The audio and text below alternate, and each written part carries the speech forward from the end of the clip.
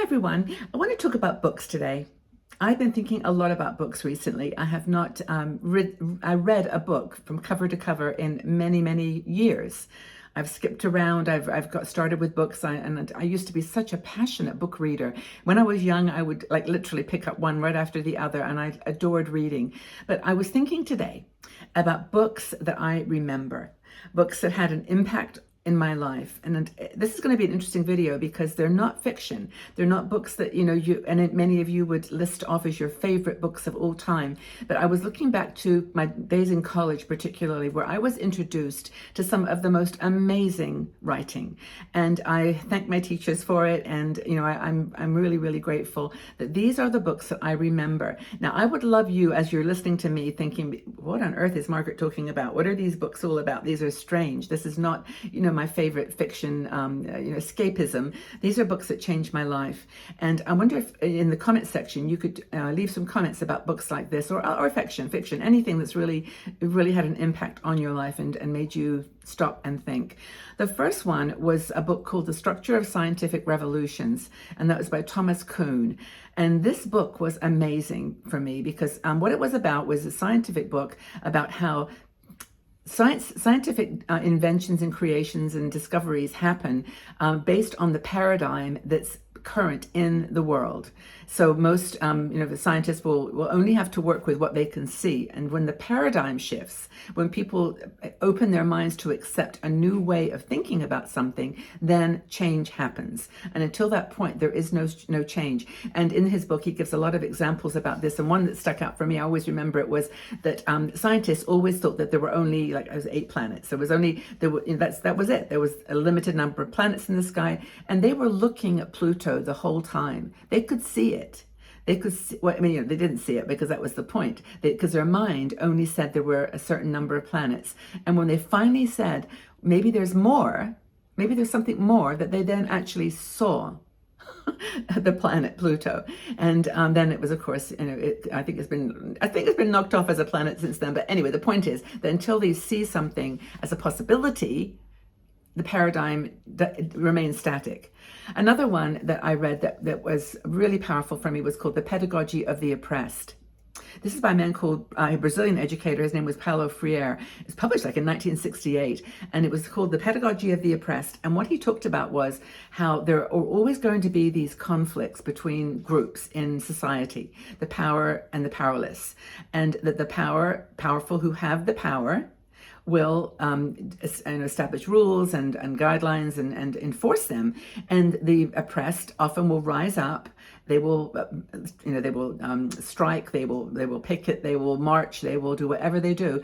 But the danger is that when they get into power, they are worse, in quotes. They have more difficulty to assimilate the whole society than the oppressed. So that it is the oppressor has the power, the oppressed take over, and then sometimes they are worse. He gives the example of post-colonial government in Zimbabwe, who initially promised to empower the country, but then it became authoritarian and corrupt over time. So this is not my area of specialty, and that wasn't the only example that he gives. But that whole idea that people who are fighting as the oppressed can sometimes have lead in the same direction or even more challenging than the oppressor.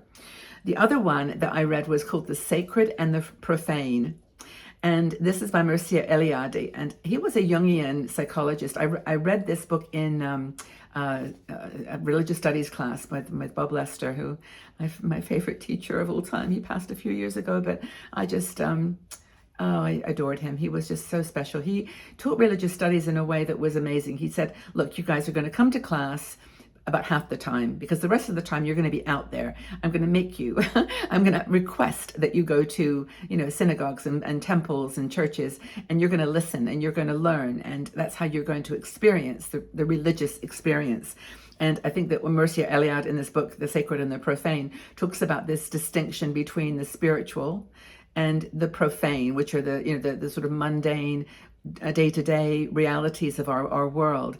And of course, his observation is that modern people are moving more away from the spiritual, the sacred, and moving into the profane. And profane he describes as what does he call? I mean, just the words are. I'm probably not doing this justice, but the profane is that which is ordinary, mundane, and lacking in spiritual significance. And he notes that the profane is not like the opposite of the sacred, but it's kind of dependent on it for its meaning. So if something like, the world, all these material things that we have in the world are okay, no problem, but it's how we imbue the spirituality, the sacredness, the preciousness of it at the same time, and how we're lacking that in his opinion, in modern society. Another one that in that same class that really impacted me was called The Idea of the Holy. And this is by Rudolph Otto.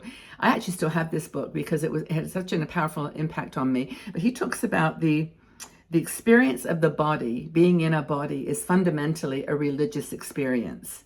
And I can kind of get this because, I mean, just the idea that we exist is pretty incredible. And anyone who's had a child and been close to young children knows just how magical the whole process of life is, and how, not even just people, but nature and the world.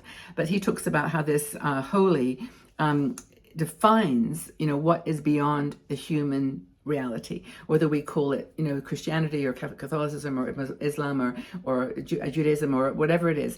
Doesn't matter what the brand is, it's the quest for the holy, which imbues itself in everything that we do. I don't know, there was something about that book that just really, really struck me, and I'm not doing them justice here. I've actually got some notes here, but that book had a real impact on just religion and spirituality in general, as an approach that, there is a way of bringing people together regardless of their spiritual beliefs. And actually, to be honest with you, that was one of the things I always wanted to do.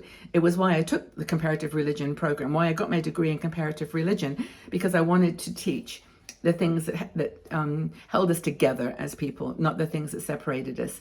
And I truly do believe that our finite existence on this earth is, a result of our desire to be significant and to be holy in some way, to be connected to that, and that's what holds us together. It's not the specifics, it's not the words of the teachings necessarily. And I'm probably going to get lots of comments on this because I'm just talking completely like from my heart, and I'm not trying to criticize or judge or anything. I'm just telling you some books that really, really impacted me. The other one that I'm sure many of you know about is A Hero with a Thousand Faces, and that was by Joseph Campbell.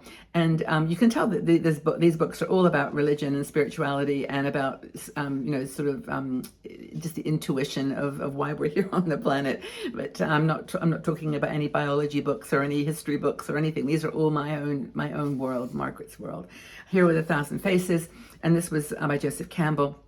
And it was, of course, a book about how there's a mythology that goes across all religions, all cultures, and that's the myth of the hero. And the hero is the person, it's us really, who has to go through life, fighting the demons, fighting the enemies, coming through with a plan, activating the plan, having a strong set of values, all those things. The Hero with a Thousand Faces is his examination of this myth, of the hero myth around the world. It was a really cool book to read. It was so fun because I learned all about different cultures, and maybe that was part of my reason that I got so into travel. Finally, the final book for me was The Courage to Be by Paul Tillich. Paul Tillich was a Christian theologian, and he wrote this book called The Courage to Be, amongst other things. He was very prolific.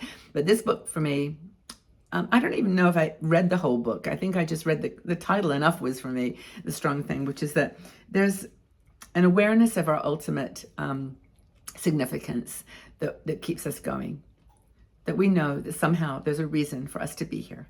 There is some point to this, and that we get up every morning, and despite what's going on in the world, in our lives, in our relationships, whatever it is, that we get up and we have the courage to be, we have the courage to exist. I just think that's such a powerful thought. Because I know I'm sure there's some days that you wake up and you think, this is it. I'm done with this. It's crazy. Can't deal with this anymore. But you have to be brave and courageous, and the courage to be. It says here, it's a profound work that has significant impact on philosophy and spirituality, and I agree with that. I know that Paul Tillich wrote a number of other books, but that was the one that struck me and had the most impact on me. So, Margaret's books. Wow. I actually wasn't sure I was going to do this video because it is a very personal thing, and these books are very, very specific. They're not general books of the history of the world from or something, or cultures in Antarctica or in Australia. But they're me, and I wanted to share them with you, and I want you to share with me if you feel comfortable doing it. A book or two that had an impact on you. It could be fiction. It's no problem if it's a fiction book, but one that maybe was something you read in school, you in college, something that you read as a moment that when you were having some struggles or some challenges to face, and let's share with each other, share each other's stories, books that we've read, and see if we can get a dialogue going. I would love that. Okay, everybody, well, if you enjoyed this video, please do me a favor and give it a thumbs up, like it, so that YouTube will share it. And also, if you haven't subscribed already to this channel, please do, and press the notification bell.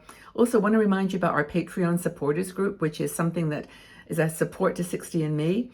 There's some group of amazing women. We do exclusive live shows. I do exclusive travel videos for them. And we just have a really good time getting to know each other on a more personal level. So that's our Patreon supporters group. And all the information is in the underneath the video. Okay, everybody, well, have a fabulous day wherever you are. And I'm truly looking forward to your comments. Lots and lots of love. Bye for now.